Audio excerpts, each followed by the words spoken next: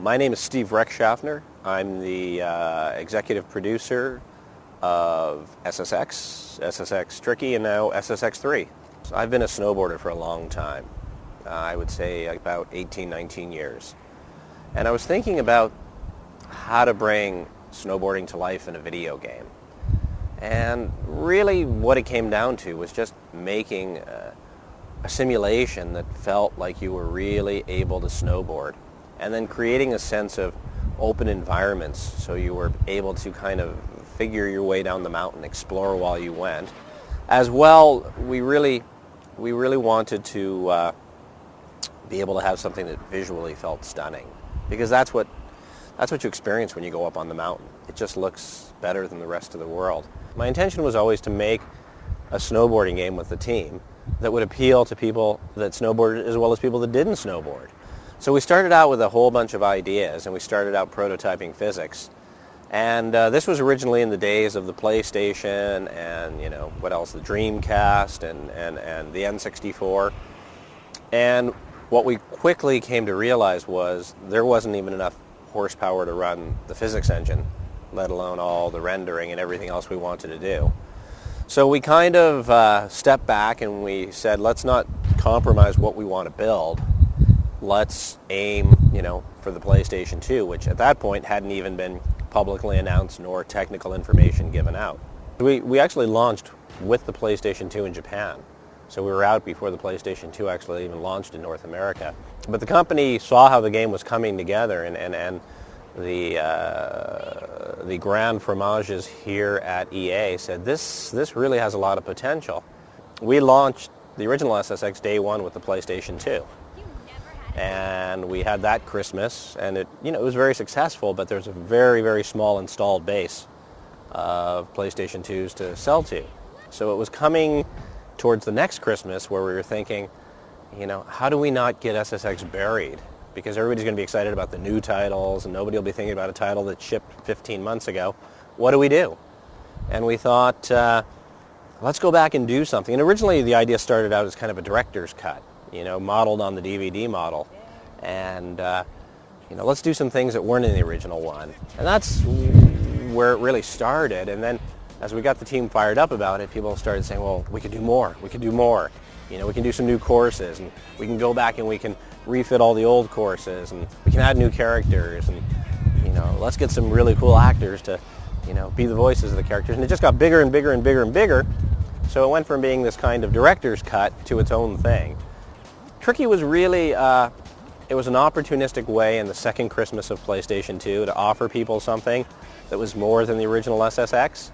It was not really intended, for the people that had bought SSX. It was intended more for the expanding PlayStation 2 audience, as well as the other platforms. We went out on the GameCube and the Xbox, and allowing all those people to be able to experience SSX. And as it turned out, we're into the millions of units sold on that, and people that had the original game came back and even bought that. So, it was really an evolution, not a revolution.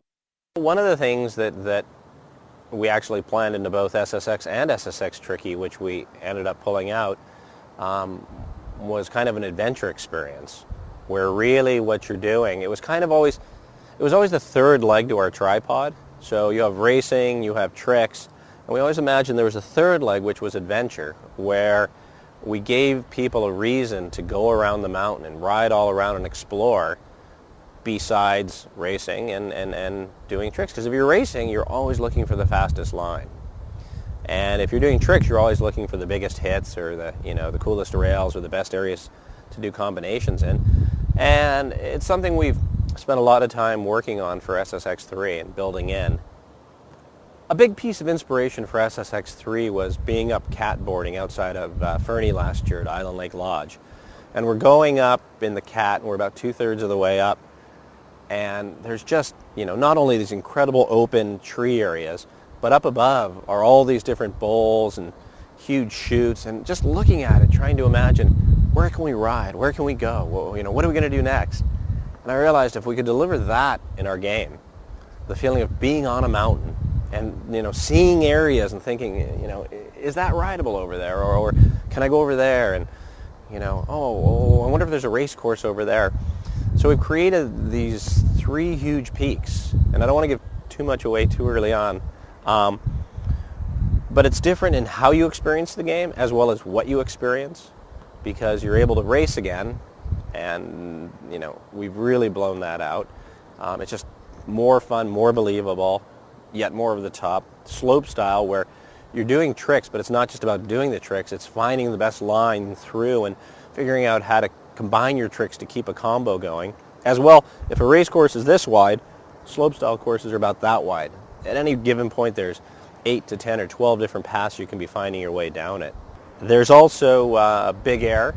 We have these courses, they're just short experiences. Most of them are about 40, 50, 60 seconds long, and there's multiple jumps in them. You've got to find the best line down to get the best jumps and then do the best tricks.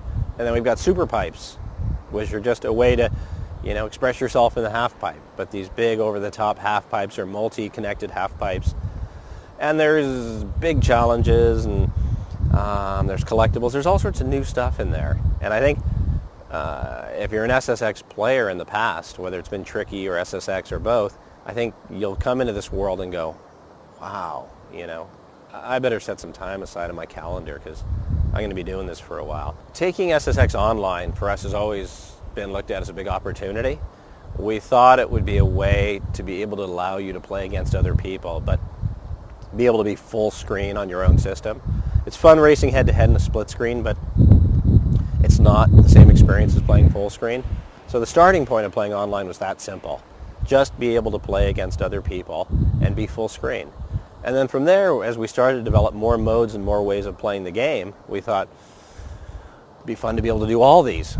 So that's what we really have been striving for, is the ability to play all the different ways you can play in the game offline, being able to play them online, and being able to do it in a way that's able to be figured out by anybody.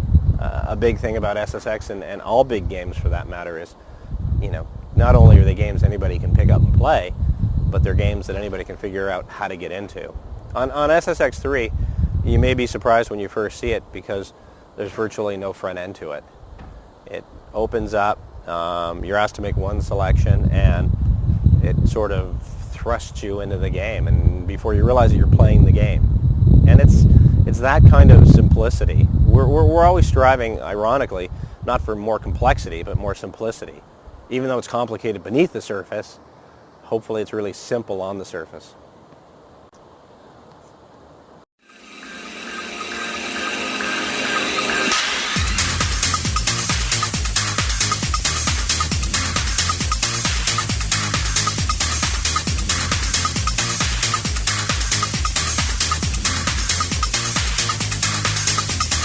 SSX is a franchise that has a following, and we wanted to be true to the franchise and give that same kind of experience that players have come to expect, but add to it. And some of the things we explored, like how dark and gritty and scary you could go and not be SSX. Okay, those were areas we didn't want to go into. It's not a fighting game. It's not a shooter. It should be bright and colorful. But at the same time, with the new concept we have of one mountain, we wanted to convey the personality of the mountain. So what we've done is had the mountain range from like perfect day, golden sunshine, these blue shadows, just a beautiful, calm day with birds and, sparkling snow, all the way to, an incredible blizzard and, avalanches and, kind of the darker, more threatening side of the mountain. And, I think with that, we've created kind of a really interesting range of personality. So it's, player trying to conquer the mountain, and the mountain gets pretty tough toward the end. As we started to work on the game, the things that really rang true for me were that we needed to convey altitude. I really wanted the player to feel like they were on the top of the mountain, and it was a huge mountain. And I also wanted to convey this, expansive world. Avoid putting the player in this trough where they can't really see anywhere, but give the impression that the world continues on and on and on, and you could pretty much go anywhere and explore anything, rather than just directing the player down a certain track. The whole idea of approaching this from a totally different perspective has been what I originally thought would be a big technical challenge. It's actually turned out to be equally as much a visual challenge and a challenge with how we manage and organize our production. So some of the challenges have been a bit surprising. I thought that technically we'd be really limited in what we could do. How much render power can you get out of that little box? And I've been pleasantly surprised how much we've been able to pull off. We keep putting more and more stuff in there, and it's like, God, I never thought this would happen. It's pretty exciting. But I think probably the biggest challenge is, in the film industry, I'm used to, for any given thing we do pass after pass after iteration of just tuning it and just making it perfect, so that when you're in the movie theater, it just it's seamless. You just buy it and you're scared or thrilled or whatever the emotion you're trying to convey. And I think in the game industry, a lot of the artists we're more used to, it's a house, it's a tree, it looks like a tree, it's done, it's in there, we're done. And and I think one thing I've been able to add is, but is it the right tree? Does it look the right way? Does it have the right amount of snow? Does it cast the right shadow? All those little details that really make the experience come to life, I think, is probably one of the biggest challenges. I think the gameplay is absolutely fabulous, and I love playing the game. But since I'm doing the visuals, I'm going to say I'm most proud of the visuals. I think we've been able to bring things to the game that haven't been done before, things that I didn't think we could even do in the beginning. We're using rendering techniques that are used in the film industry. We're using global illumination. We're using mental ray to render our lighting. And, this is state-of-the-art software that's being used on Hollywood's biggest pictures, and we're using it on the games we're producing also now. So that's pretty cool. The SSX and Tricky, the pipeline for creating the visuals was completely different. So from the ground up, it's been overhauled, and we're able to, get a real focused effort and some really talented artists together, and basically use all those tools to make a game that, I think is, pretty close to, rivaling what you can do in film, even, in a limited sense, but much more so than you've seen in the games before.